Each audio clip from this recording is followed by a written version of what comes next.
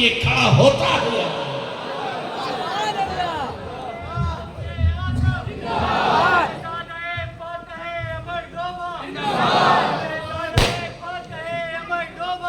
نعرہ تکبیر، نعرہ رسالت، نعرہ حیدری، شہزادہ مخدوم اشرف، شہزادی اشرفی دولہا، اشرفی دولہا، اشرفی دولہا، شہزادہ فاتح امر ڈوما، سید اجمل العلماء، سید اجمل العلماء، سید اجمل العلماء.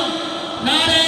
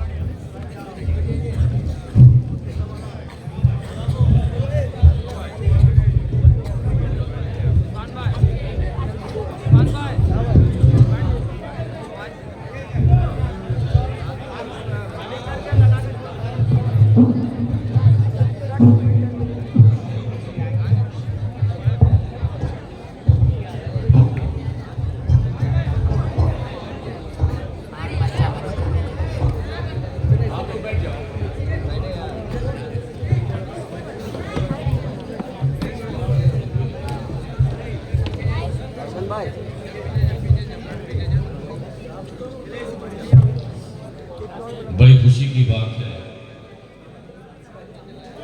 کہ درمیان خطاب ہی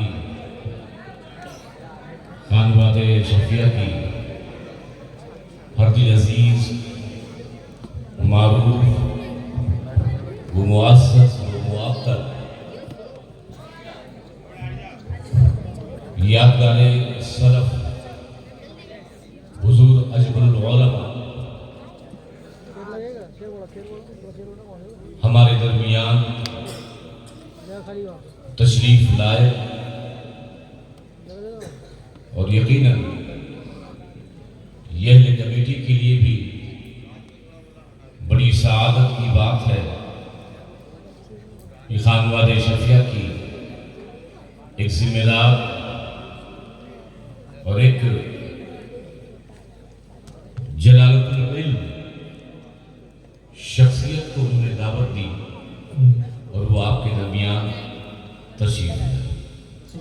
ایک بار محبت کے ساتھ درود پاک پڑھ لیں، بلند آواز سے پڑھیں. اللہم صلی علی سیدنا محمد و علی سیدنا محمد و بارک وسلم. صلاۃ و سلام علیک یا رسول اللہ یا حبیب اللہ صلی اللہ تعالی علیہ وسلم. شعر پھر سے سنیں کہ جن کو خانقاہوں سے تربیت نہیں ملتی، جن کو خانقاہوں سے تربیت نہیں ملتی، در بدر بھٹکتے ہیں، شہریت نہیں ملتی. بولیے شہریت نہیں ملتی. اور شجرہ ہم نے دیکھا ہے دشمنان حیدر کا، شجرہ ہم نے دیکھا ہے دشمنان حیدر کا. ماں کا نام ملتا ہے، ولدیت نہیں ملتی. ماں کا نام ملتا ہے، ولدیت نہیں. آج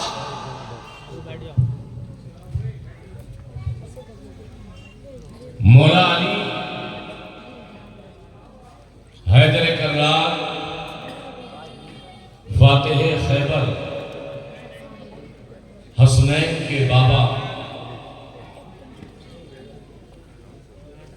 فاطمۃ الزہرا کے شوہر ان کا ان کی اولادوں کا تذکرہ. علی ہم سب کے مولا ہیں. توجہ ہے اس نقطے پہ توجہ. علی ہم سب کے بولیے آپ سے ملا مولا. علی ہم سب کے علی صرف ہمارے ہی مولا نہیں، سادات امجد کے بھی مولا ہیں، حضور اجمل العلماء کے بھی مولا ہیں. اور صرف حضور اجمل العلماء کے ہی مولا نہیں، ہمارے جب مخدوم سنہ کے بھی مولا علی مرتضیٰ ہے. پوری توجہ سے آپ کے کام کھڑے ہو جائیں گے جو بعد میں بات کروں گا.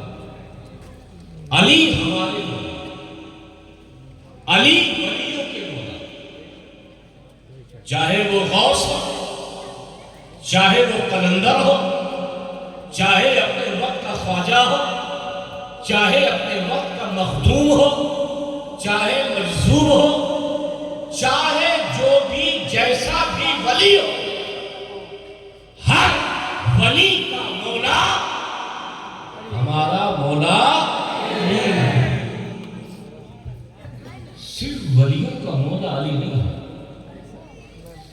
محدثین کا مولا، مفسرین کا مولا، مجتہدین کا مولا، تابعین کا مولا، تبع تابعین کا مولا، حتیٰ کہ جتنے صحابہ ہیں سارے صحابہ کا مولا علی ہے. عثمان کا مولا، فاروق کا مولا، صدیق کا مولا، ہر صحابی کا مولا فاتح خیبر. مگر بات یہی تک میں نہیں روک رہا ہوں. ہمارا مولا علی، ولیوں کا مولا علی، تابعین کا مولا علی، تبع تابعین کا مولا علی، صحابہ کا مولا علی، عشرہ مبشرہ کا مولا علی.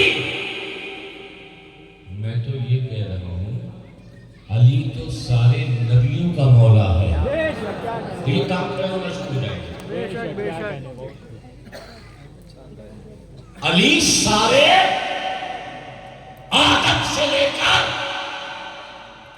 ہمارے آقا تک جتنے بھی نبی گزرے ہیں، جتنے بھی رسول گزرے ہیں، جتنے بھی پیغمبر گزرے ہیں، صرف آدم کا مولا، صرف شیش کا مولا، صرف اسرائیل کا مولا، صرف ابراہیم و اسماعیل و موسیٰ و عیسیٰ کا مولا حیدر مولا نہیں، بلکہ ہمارے آقا محمد مصطفیٰ کا بھی مولا علی ہے. فتویٰ بعد میں لگائیے، پورا جواب سنائیے. علی صرف ہمارا مولا نہیں، علی صرف ولیوں کا مولا نہیں، علی صرف صدیقیوں کا مولا نہیں، سچوں کا مولا نہیں، تابعین کا مولا نہیں، نبیوں کا مولا نہیں. علی تو خدا کا مولا ہے. علی ہماری مولائیت پر اعتراض کر رہے ہو، یہ ولی بھی مولائی نہیں، ولی بھی کہ مولا علی نہیں، صحابہ کے مولا علی، نبیوں کے مولا علی، خود خدا کے مولا کون ہے؟ علی. میرے باپ رے باپ، آج تک کوئی یہ بات کوئی شیعہ بھی نہیں کہہ پایا، کوئی رازی نہ کہہ پایا. یہ کون سا نیا رازی فرقہ نکلا ہے کہ جس نے اللہ کا بھی مولا علی کہہ دیا. میں نے کہا نادان، تو نے غدیر خود کا خطبہ میرے مصطفیٰ سے سنا ہی نہیں.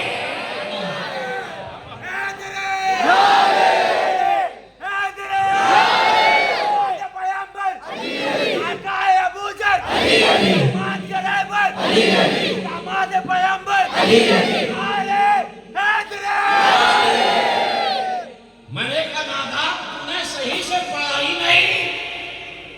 جب مصطفیٰ نے مولا علی کے ہاتھ کو پکڑا تو ارشاد فرمایا من کن تو مولا ہو، میں جس کا مولا ہے وہ علی بھی اس کے اور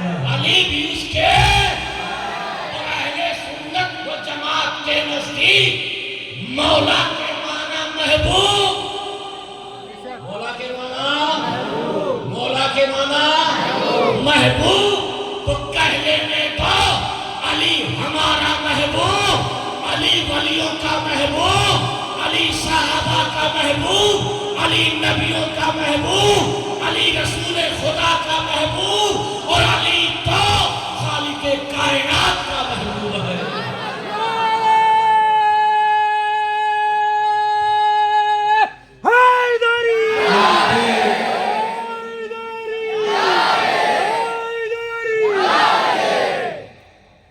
ہم اس مولا کے ماننے والے ہیں،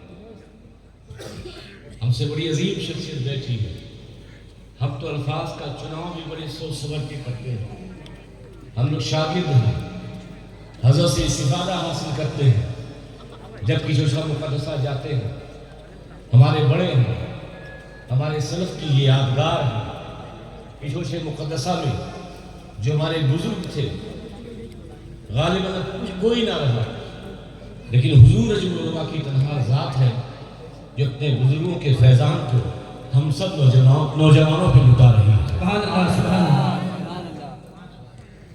اچھا ایک اعتراض ہوتا ہے،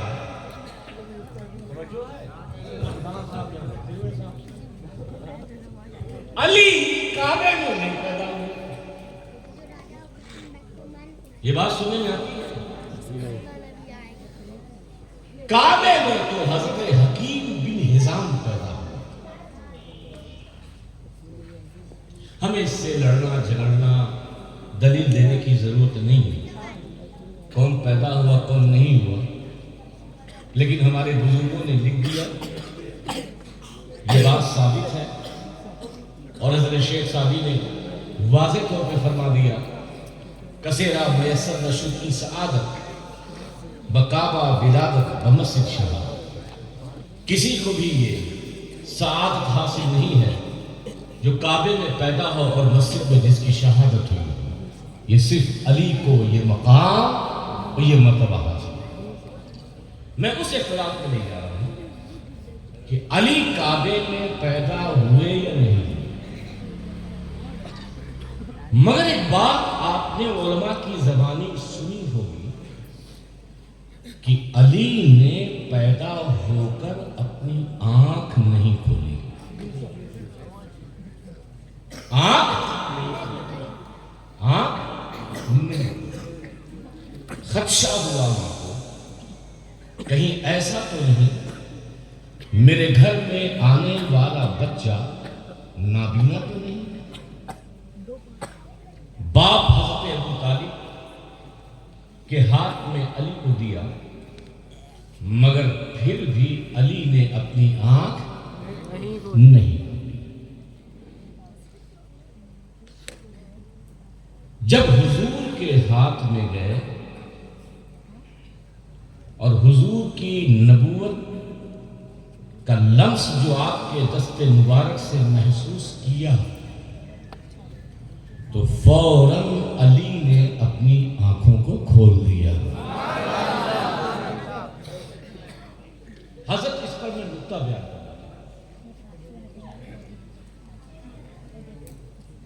میں نے عالم تصور میں مولا علی سے پوچھا، حضور علی یہ کعبہ ہے، یہ کعبہ ہے، کعبے پہ اگر مومن کی پہلی نظر پڑ جائے اور جو بھی وہ دعا مانگے اللہ تعالیٰ اس پہلی نظر کے پڑھنے کے صدقے میں اس مومن کی دعا کو قبول کرتا ہے۔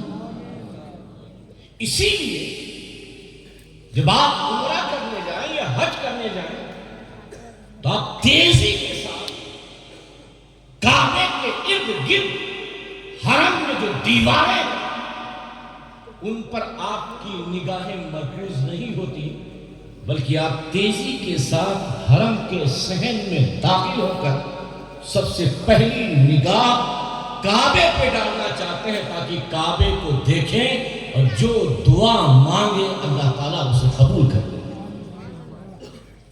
مگر آپ کو پتہ نہیں ہے کعبہ، آپ کو پتہ نہیں کہ مومن کی نظر کعبے پہ پڑ جائے تو مومن کی دعا قبول ہوتی ہے۔ تو علی کی روحانیت نے جواب دیا، پوری توجہ ہے؟ کہا میں علی ہوں۔ کیا کہا؟ سبھی بولو، کیا کہا؟ میں علی ہوں اور میرے نام کا معنی ہے بلند۔ میرے نام کا معنی ہے بلند۔ کیا ہے؟ میرے نام کا معنی ہے بلند۔ ارے میں اس باپ کا بیٹا ہوں کہ میرا باپ بلند، میں اس ماں کا بیٹا ہوں، میری ماں فاطمہ بنت اسد بلند۔ کعبہ ضرور بلند ہے مگر علی سے بلند نہیں۔ کعبہ بلند، ارے حضور صلی اللہ علیہ وسلم کی حدیث پاک ہے، قلب المومن عرش اللہ۔ جب ایک عام مومن کا دل عرش اعظم ہوتا ہے تو وہ کعبہ علی سے افضل کیسے ہوگا؟ کہا میرا نام بلند، میرا باپ بلند، میری ماں بلند، میرا خاندان بلند، میرا علم، میرا تقوی، میری نجابت، میری نظافت، سب کچھ بلند۔ علی اسی کے سامنے آنکھ کھولے گا جو علی سے بھی بلند ہو۔ کعبہ ضرور بلند مگر جیسے ہی میں مصطفیٰ کے ہاتھوں آیا تو یہ تو ایسا بلند ہے کہ کوئی نبی بھی اس کی بلندی کو نہ پہنچ سکا۔ ارے یہ تو سارے نبیوں سے بلند ہے۔ نعرہ حیدری، حیدری، حیدری، صفدری، کمبری، پوزری، کلندری، حیدری، نعرہ حیدری۔ علی ہے یہ علی ہے، اسی لیے ساری دنیا اس علی کے پیچھے پڑی ہے۔ علی ہے وہ، علی کو سمجھنا آسان نہیں ہے۔ ارے اپنے علاقے کے کسی مولوی کو نہیں سمجھ سکتے، بانی سادات امجد کو نہیں سمجھ سکتے، بانی سلسلے اشرفیہ مخدوم سنہ کو نہیں سمجھ سکتے۔ ارے تیری نسائی تو غریب نواز کی چوکھٹ تک نہیں، تیری نسائی غوث اعظم کے در تک نہیں، تو جس کے صدقے میں، جس کے در سے ولایت بنتی ہو اس علی کو کیسے جان سکتے ہو؟ اور علی کی ولایت عام طور سے آپ لوگ یہ سمجھتے ہیں اور آپ کو بتایا بھی جاتا ہے کہ اس امت میں جتنے بھی اولیاء ہیں وہ علی کے در سے انہیں ولایت ہے۔ یہی سنا ہے، کوئی بھی غوث ہو، کوئی بھی قطب ہو، کوئی بھی قلندر ہو، کوئی بھی ولی ہو، علاقے کا ہو، شہر کا ہو، اسٹیٹ کا ہو، ملک کا ہو، کہیں کا بھی ہو، اسے ولایت علی کے در سے ملتی ہے۔ یہ جملہ بھی ایڈ کر لو، اور اس بات کو امام اہل سنت نے فتاوی رضویہ شریف میں اور مطلب الامرین میں بھی نقل کیا ہے مجدد الفسانی شیخ احمد سرہندی کی اس قول کو کہ اللہ نے علی کو جو مقام ولایت عطا کیا ہے اس مقام ولایت کا فیض صرف اسی امت کے اولیاء تک نہیں، اسی امت کے اولیاء تک نہیں، بلکہ آدم سے لے کر عیسیٰ تک جتنے بھی ولی گزرے ہیں سب میں علی کی روحانیت کا فیض تھا۔ قرآن سب نے تو یہ دیکھا کہ حضرت آصف بن برقیہ پلک جھپکتے ہی بلقیس کا تخت 500 میل کی دوری سے حضرت سلیمان کے دربار میں حاضر کر رہے ہیں۔ تم نے حضرت آصف بن برقیہ کا ہاتھ دیکھا مگر ولیوں کی روحانیت نے کچھ اور دیکھا، کہا یہ تو آصف بن برقیہ کا ہاتھ تھا، پیچھے حضرت مولائے کائنات کی روحانیت کا فیض۔ یہ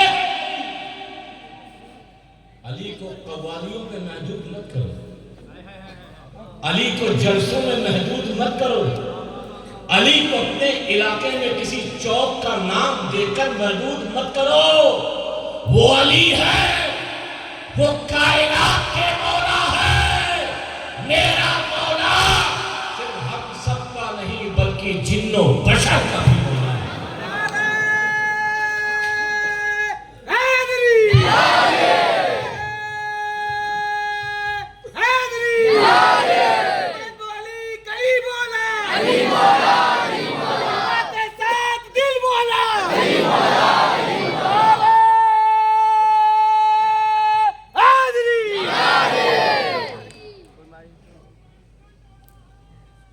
یہ پوری دنیا،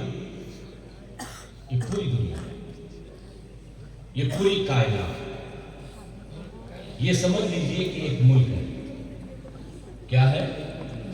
ہمارے نزدیک تو کئی ممالک ہیں مگر اللہ کے نزدیک پر ایک بات ہو رہا ہے، میں پھر دھرا بہت تحقیق کی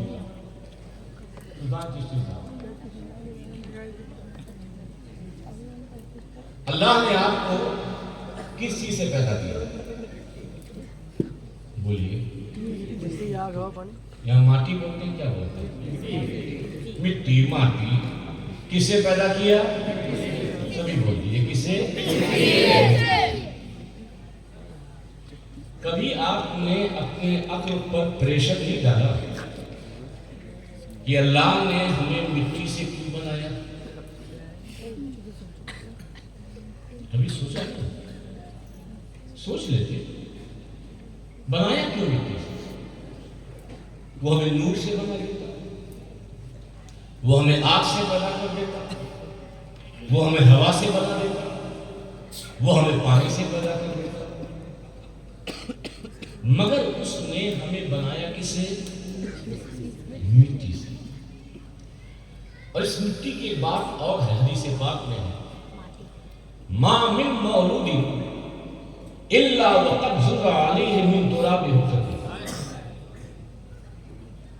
آپ پیدا ہو کلکتہ میں اور آپ کی قبر بھاگلپور میں بن جائے، آپ پیدا ہو کلکتہ میں، آپ کا انتقال خدا کرے مدینے میں ہو جائے، آپ یہاں پیدا ہو اور اپنے وطن میں آپ کو دفن کیا جائے، تو اللہ کے رسول صلی اللہ علیہ وسلم ارشاد فرماتے ہیں کہ انسان جس مٹی سے بنا ہوتا ہے، ما من مولود الا وقد ذر علیہ من تراب حفرہ، انسان جس مٹی سے بنا ہوتا ہے، جہاں کی مٹی سے بنا ہوتا ہے، اسی انسان کو وہیں پر دفن کیا جاتا ہے۔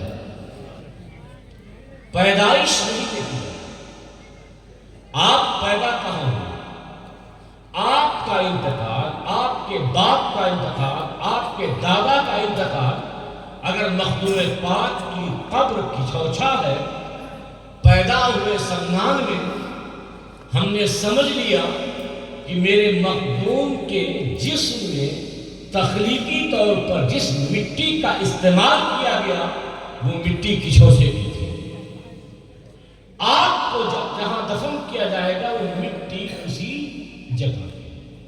یہ پیدا کرنے کا ایک پروسیس ہے، مگر پھر بھی سوال باقی ہے کہ آپ کو اللہ نے مٹی سے کیوں بنایا، پانی سے کیوں نہیں بنایا؟ یعنی پانی شامل کیا، مٹی کو گیلی کرنے کے لیے ہوا کا بھی استعمال کیا تاکہ سوکھ جائے، آگ کا بھی استعمال کیا تاکہ بجنے والی ہو جائے، ساری چیزیں تھیں، مگر اصل کیا تھا؟ مٹی، پانی سے نہیں بنایا۔ تو جانتے ہو کیوں؟ سننا چاہو گے؟ پانی، بارش ہو رہی ہے، بارش ہو رہی ہے، ایک ٹارچ لیجیے اور جلائیے، تو یہ ٹارچ کی روشنی بارش کے قطروں سے ہوتی ہوئی ادھر جائے گی کہ نہیں؟ جائے گی۔ جتنی مضبوط، جتنی تیز، جتنی شکتیشالی ٹارچ ہوگی اتنی تیز بارش کے قطروں کو چیرتی ہوئی وہ لائٹ اس پار جائے۔ آگ ہے، آگ کے شعلے بڑھتے ہیں، پھر بھی آپ ٹارچ کا استعمال کریں تو کیا یہ ٹارچ کی روشنی آگ کے اس پار ہوگی یا نہیں؟ بولے ہوگی۔ یہ جو آگ ہے اس کے اندر جو چیز ہے وہ بالکل ہلکی ہے، کوئی پردہ نہیں ہوتا، وہ آر پار پر ٹرانسپیرنٹ ہوتی ہے۔ ہوا، سورج کی روشنی، اتنی ہوائیں چلتی ہے پھر بھی زمین پہ آتی ہے یا نہیں؟ ہوا کو پار کرتے ہوئے وہ سورج کی روشنی آپ تک پہنچتی ہے۔ اور یہ دیوار ہے، دیوار دیکھ رہے ہو؟ یہ دیوار ہے، اتنا بڑا ٹارچر ہے اور جلا ہے، روشنی کدھر جائے گی؟ دیوار کے اس پار جائے گی؟ جائے گی؟ دیوار کے اندر جائے گی؟ دیوار کے اس پار جائے گی؟ یہ فلسفہ سمجھنا۔ اللہ نے پانی سے نہیں بنایا، ہوا سے نہیں بنایا، آگ سے نہیں بنایا۔ جب رب اپنی تجلی اپنے بندوں پہ ڈالنا چاہے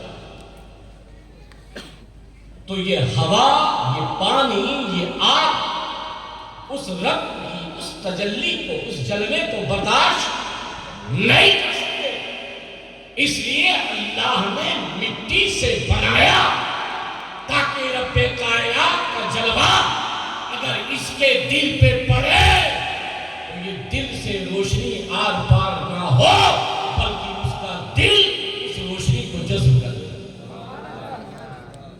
اتنی بات سمجھ گئے؟ مٹی سے بنایا، کس کو بنایا؟ کس کو بنایا؟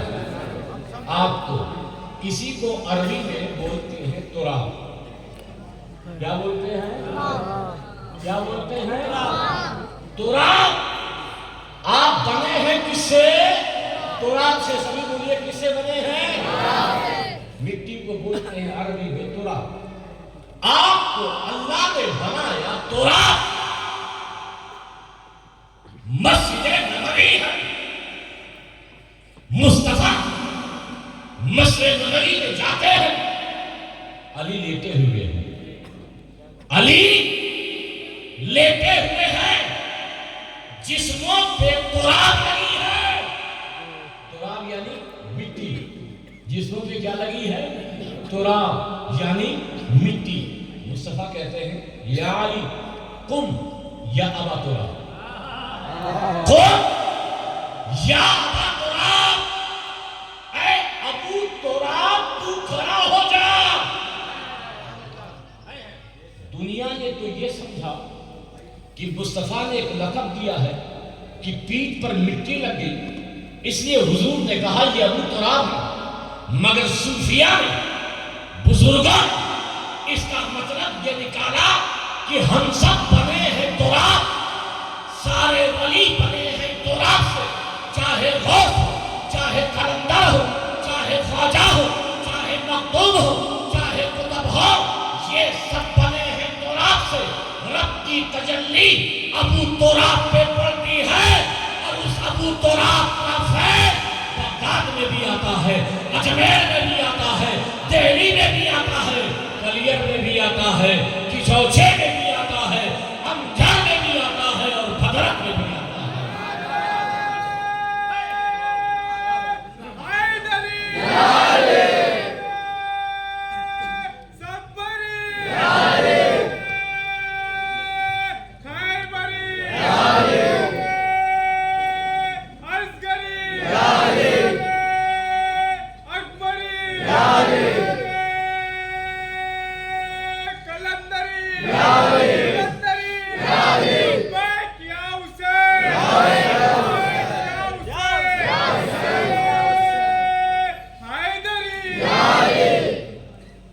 میں نے بتایا کہ ساری کائنات اس میں مختلف ممالک ہیں، مختلف ملک الگ الگ، امریکہ ہے، لندن ہے، یو کے ہے، یو ایس اے ہے، یو اے ای ہے، چائنا ہے، جاپان ہے، انڈیا ہے، پاکستان ہے، بنگلہ دیش۔ ہم یہ سمجھتے ہیں کہ اللہ نے 3 ملک بنائے۔ کتنے ملک بنائے؟ سبھی بولیے کتنے بنائے؟ 3۔ ایک ملک پوری کائنات ہے، اور 2 ملک اور ہیں۔ ایک کا نام جنت ہے اور دوسرے کا نام جہنم۔ یعنی جیسے آپ عمرہ کرنے جانا تو آپ کو ہندوستان سے سعودیہ جانا پڑے گا، ایسے ہی جب یہ بندہ مر جاتا ہے تو مرنے کے بعد یا تو جنت کے دروازے پہ کھڑا رہتا ہے یا تو جہنم کے دروازے پہ۔ 2 ہی ملک ہے، زیادہ ملک نہیں ہے، زیادہ آپشن بھی نہیں ہے۔ مرنے کے بعد 2 ہی کنٹری ہیں، تو بتائیے آپ جہنم والے ملک میں جائیں گے یا جنت والے ملک میں؟ بولیے جہنم نہیں جاؤ گے، کوئی بات نہیں۔ لیکن ایک طریقہ دنیا میں، جب آپ کسی ملک میں جاتے ہو تو آپ یوں ہی کسی ملک میں نہیں جا سکتے، جا سکتے ہو۔ اگر آپ کو عمرہ کرنے جانا ہے تو سب سے پہلے کیا ضروری ہے؟ سبھی بولیے، پاکستان جانا ہے پاسپورٹ، بنگلہ دیش جانا ہے پاسپورٹ، ہم نیپال چھوڑ، چائنا جانا ہے تو پاسپورٹ، جاپان جانا ہے تو پاسپورٹ، ملیشیا جانا ہے تو پاسپورٹ، امریکہ جانا ہے تو پاسپورٹ۔ ہر ملک نے 1-2 کو چھوڑ کر اپنے ملک میں آنے کے لیے ایک دستاویز کی منظوری دی ہے کہ جب تک تمہارے پاس پاسپورٹ نہیں ہوگا تب تک تم ہمارے ملک میں انٹری نہیں کر سکتے۔ کہا ہوا بھیا؟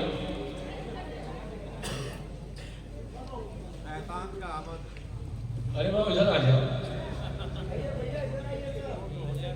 آپ اگر پاسپورٹ نہیں رکھتے تو کسی دوسرے ملک میں بغیر پاسپورٹ کے جا سکتے ہو؟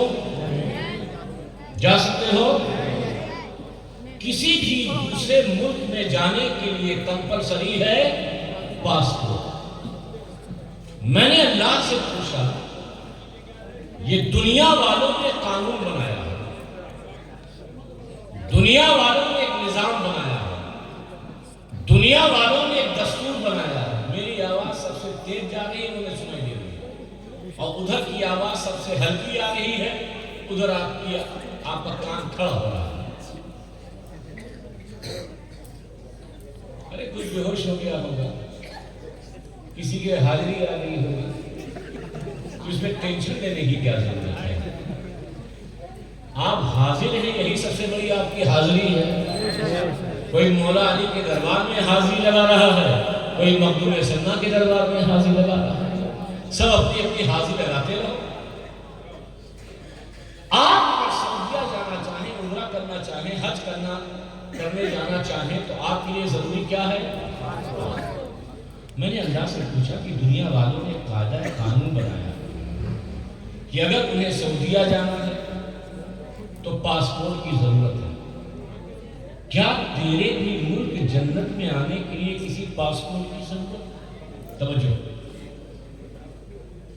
جنت ایک دوسری کنٹری ہے, یہ دنیا دوسری کنٹری ہے. کیا اس دوسرے ملک میں جانے کے لیے پاسپورٹ ضروری ہے؟ اللہ نے کہا میں نے دنیا بنائی, میں نے جنت بنایا, اور جنت کا مالک میں نے اپنے حبیب کو بنایا. اب اس تعلق سے اگر تجھے سوال کرنا ہے, میں جنت کا خالق ضرور ہوں, مگر جنت کی ملکیت اور اختیار میں نے اپنے حبیب کو دے رکھا. میں نے حضور کی بارگاہ میں عرض کیا, اے اللہ کے رسول صلی اللہ علیہ وسلم, میرے آقا آپ یہ بتائیے کہ جنت میں ہمیں جانا ہے, کسی ملک میں جاتے ہیں تو پاسپورٹ کی ضرورت ہے, جنت میں جانے کی بھی کوئی پاسپورٹ, کوئی دستاویز, کوئی ڈاکومنٹ کی ضرورت کہاں؟ جنت میں جانے کے لیے پاسپورٹ ضروری